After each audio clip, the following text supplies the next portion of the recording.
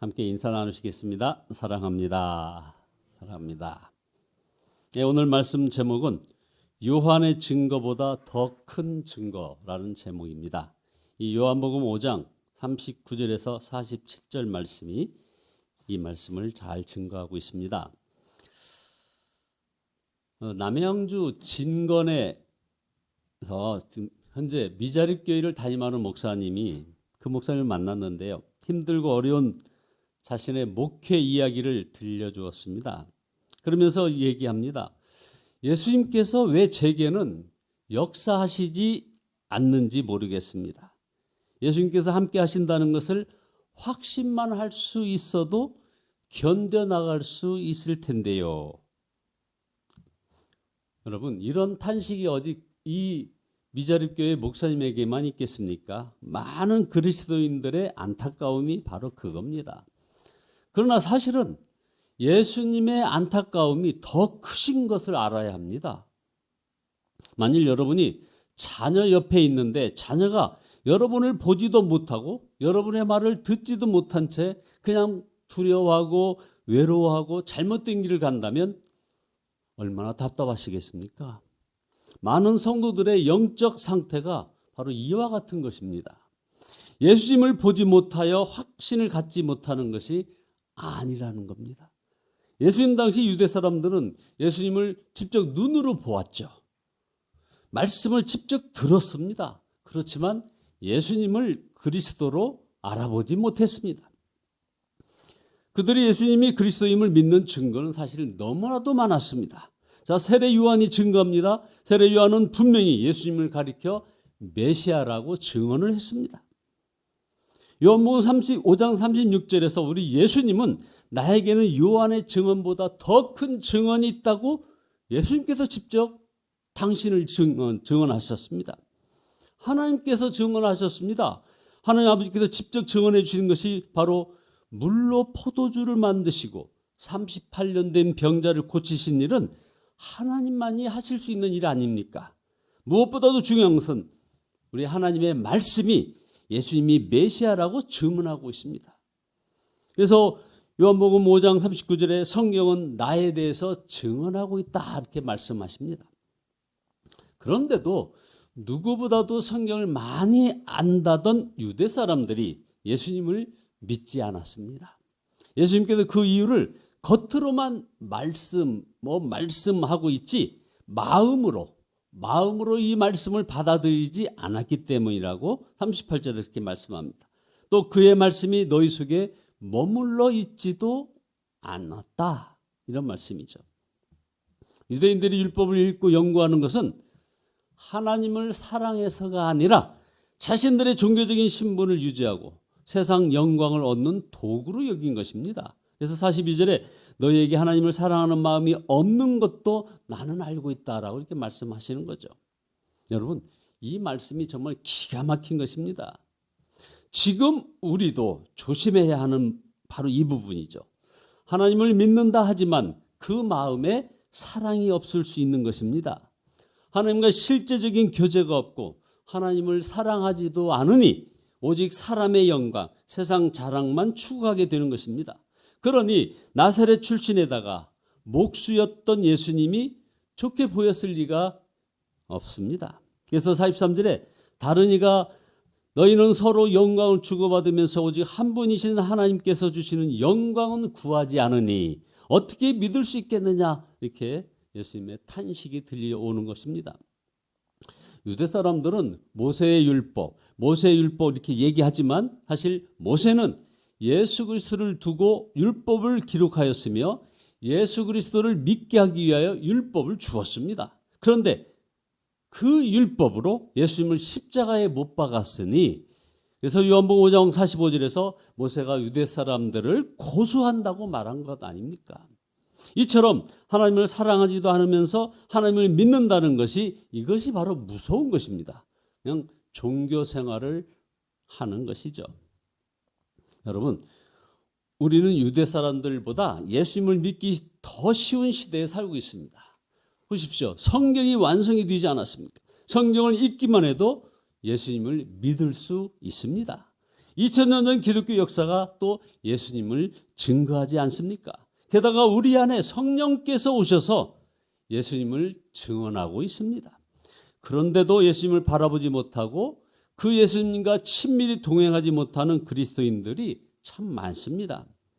주님이 마음에 계시다고 말은 하는데 예수님을 두려워하지 않습니다. 할 말 못할 말 다 하고 갈 때 못 갈 때 다 다니고 은밀한 죄를 짓고 사는 거예요. 주님의 몸이라는 교회에서도 주님을 무시당하고 있는 것입니다. 우리 주님이 교회에서 무시당한다. 이거 정말 무서운 일 아닙니까? 예수님께서 자신에게는 말씀하지 않으신다고 말하는 사람들이 의외로 많습니다. 그런데 여러분, 아닙니다. 예수님은 그를 큰 소리로 부르고 계십니다. 예수님께서 큰 소리로 말씀하시는데 우리가 못 들을 수 있습니까? 그렇습니다. 여러분은 어제 들은 온갖 말을 다 기억하십니까? 마음을 열고 듣지 않는 것은 들어도 못 들은 것과 같습니다. 여러분의 마음에는 예수님의 말씀이 있습니까? 자, 보십시오. 원수를 용서하고 사랑하는 말씀이 저와 여러분 안에 있느냐 이 말입니다. 범사에 감사하고 쉬지 말고 기도하고 항상 기뻐하라는 말씀은 또 있느냐 이거죠. 자기를 부인하고 자기 십자가를 지고 나를 따르라는 말씀은 우리들 마음속에 어디에 있습니까? 너희는 가서 모든 민족을 제자로 삼아 아버지와 아들과 성령의 이름으로 세례를 베풀고 내가 너에게 분부한 모든 것을 가르쳐 지키게 하라는 이 말씀은 있습니까? 들어본 적이 있었다면 우리 주님은 저와 여러분에게 크게 말씀하신 것입니다. 그러나 그 말씀을 마음에 품지 않았으니 꼭 필요한 때의 말씀이 생각나지 않는 것입니다. 우리가 예수님의 음성을 듣고도 듣지 못한 것처럼 사는 것은 바로 세상에 정신 팔려 살기 때문에 그런 것입니다. 그런지 안 그런지는 하루 종일 예수님을 몇 번 정도나 기억하고 사는지 점검해 보시면 알 수 있는 것입니다. 정말 가슴 아픕니다. 롯이 날마다 보고 듣는 것으로 인하여 심령이 상했다고 하는 말씀을 하고 있습니다. 베드로후서 2장 8절에 보면 이는 이 의인이 그들 중에 거하여 날마다 저 불법한 행실을 보고 들으므로 그 의로운 심령이 상함이라. 자, 여러분들이 날마다 보고 듣는 것이 여러분의 삶을 좌우하는 것입니다. 우리가 마스크를 왜 씁니까? 손은 왜 그리 자주 씻습니까? 바이러스는 그렇게 조심하면서 이 악하고 음란하고 탐욕적인 세상 풍조는 왜 그리 바라보고 사시는지 모르겠습니다. 그래서 예배도 드리고 말씀도 듣고 은혜도 받았고 성령 체험도 했지만 그러나 영적으로 답답한 것입니다.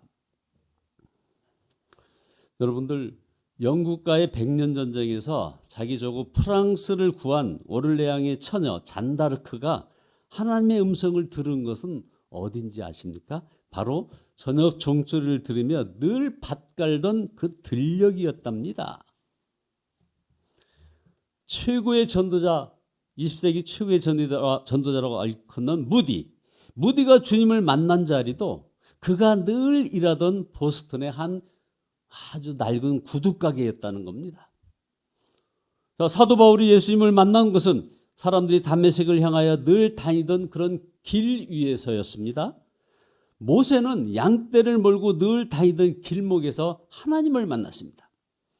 그것은 늘 반복되는 일상으로 어떻게 보면 무의미하게 여겨지던 그런 현장이었습니다.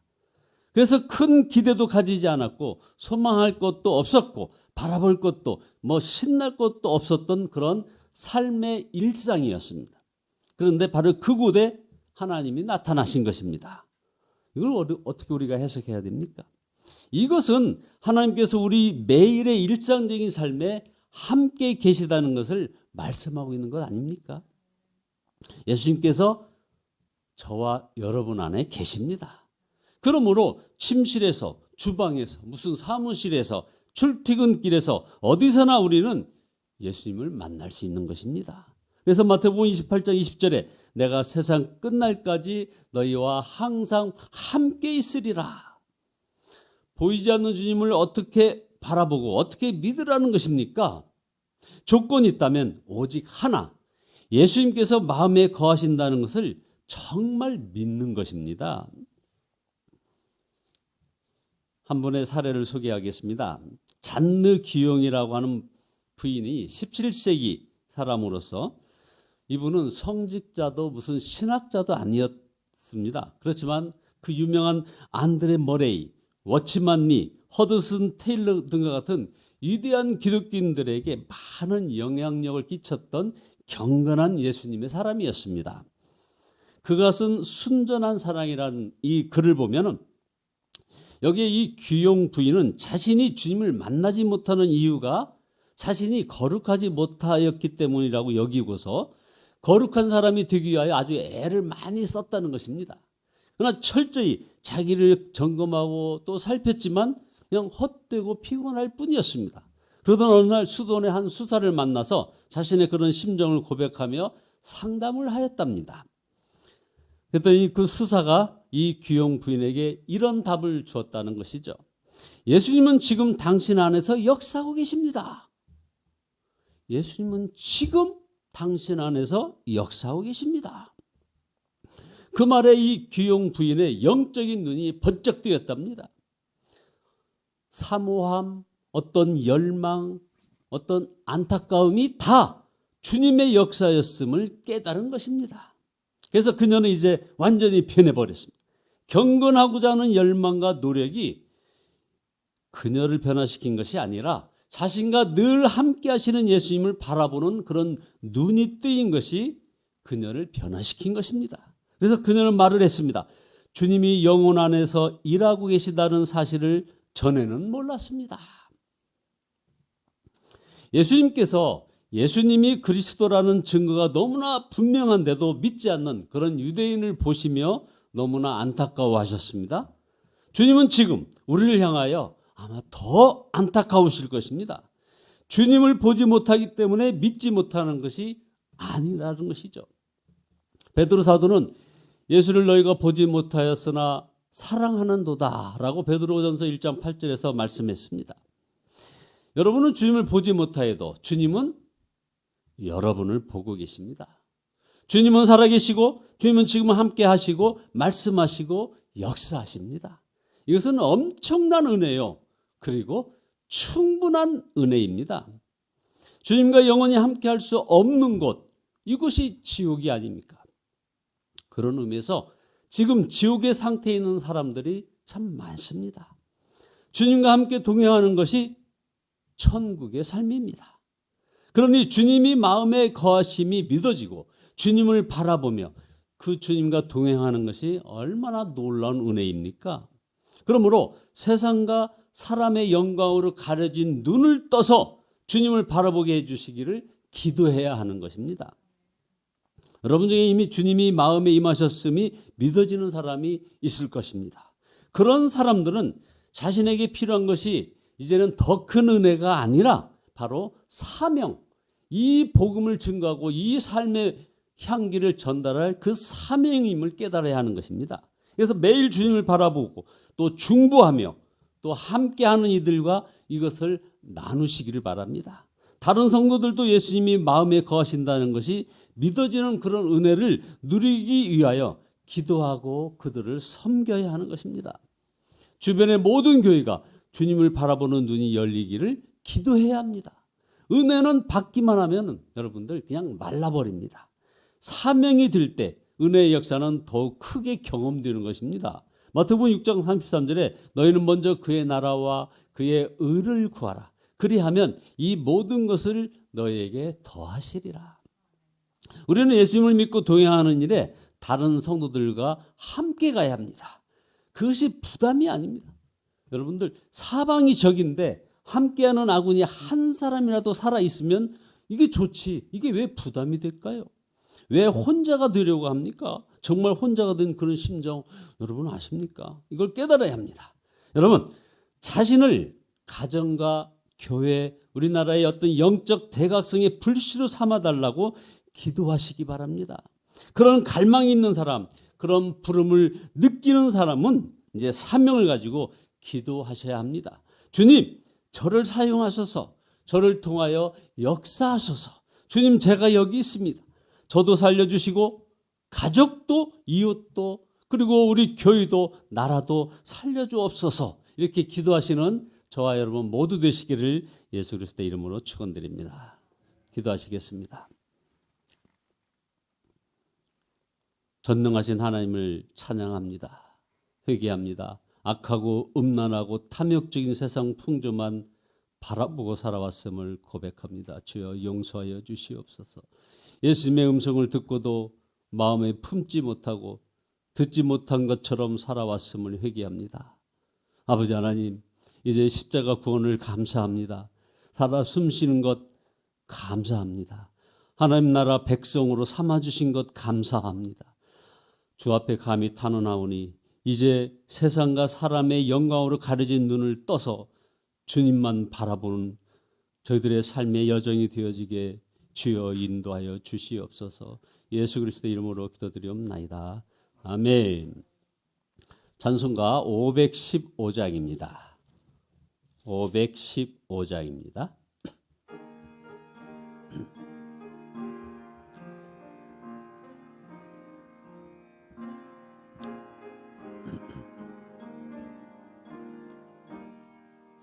눈을 들어 하늘 보라 어지러운 세상 중에 곳곳마다 상한 영의 탄식 소리 들려온다. 빛을 잃은 많은 사람 길을 잃고 헤매이며 당자처럼 기진하니 믿는 자여 어이할꼬. 눈을 들어 하늘 보라 어두워진 세상 중에 외치는 자 많건만은 생명수는 말라서라. 죄를 내서 가신 주니 선한 일꾼 찾으시나. 대답할 리 어디 있나. 믿는 자여 어이할꼬. 눈을 들어 하늘 보라 살아계신 주 하나님. 약한 자를 부르시어 하늘 뜻을 전하셨다. 생명수는 홀로 예수 처음이요 나중이라. 주님 너를 부르신다. 믿는 자여 어이할꼬. 눈을 들어 하늘 보라 다시 사신 그리스도. 만 백성을 사랑하사 오래 참고 기다리네. 인내하신 우리 구주 심판하시는 날 곧 가까이 많은데 믿는 자여 어이할꼬. 주여 삼창하시네 동성으로 기도하시다.